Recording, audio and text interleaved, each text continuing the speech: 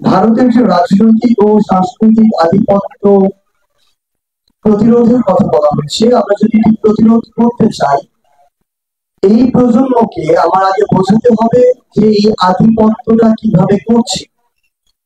এই প্রজন্মকে তার আগে বোঝাতে হবে 16 বছরে কিভাবে জোর করে আমাদের দেশের উপরে, দেশের মানুষের উপরে এই আধিপত্যবাদ চাপিয়ে দেওয়া হয়েছে। কোন কোন জায়গাগুলো শুধু রাজনৈতিক সাংস্কৃতিক ক্ষেত্রে নয়, বরং দেশের প্রত্যেকটা সিস্টেমে কিভাবে প্রত্যক্ষ এবং পরোক্ষভাবে ভারতের আধিপত্যবাদ প্রতিষ্ঠিত হয়েছে। বিগত 16 বছরে আওয়ামী লীগ ভারতকে বাংলাদেশের মনিবের কাতারে নিয়ে গিয়েছে এবং নিজেরা স্বেচ্ছায় দাসত্ব বরণ করেছে শুধুমাত্র নিজেদের ক্ষমতাকে সিকিউর করার জন্য। তাদের কাছে দেশ, দেশের মানুষ, দেশের সার্বভৌমত্বের চেয়ে ক্ষমতার মূল্যটা বেশি ছিল।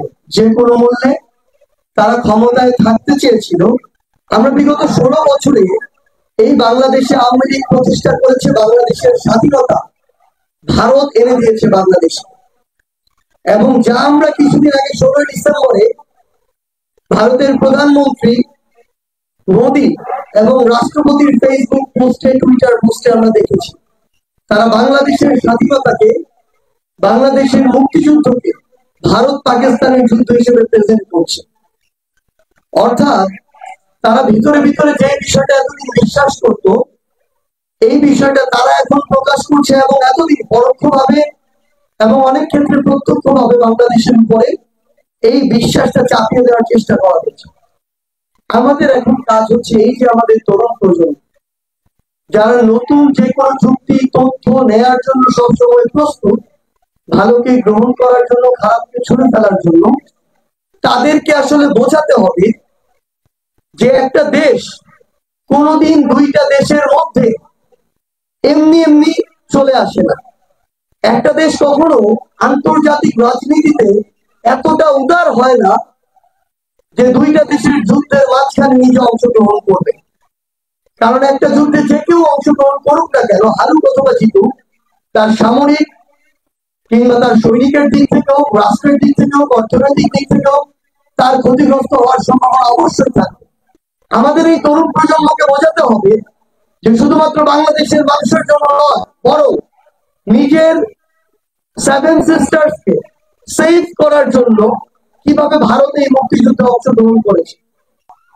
তারা যখন নিজের সার্বভৌমত্ব রক্ষার জন্য এই যুদ্ধে আসলো, তখন এই বাংলাদেশের সবচেয়ে বড় থ্রেটের সম্মুখীন হলো আমাদের সার্বভৌমত্ব।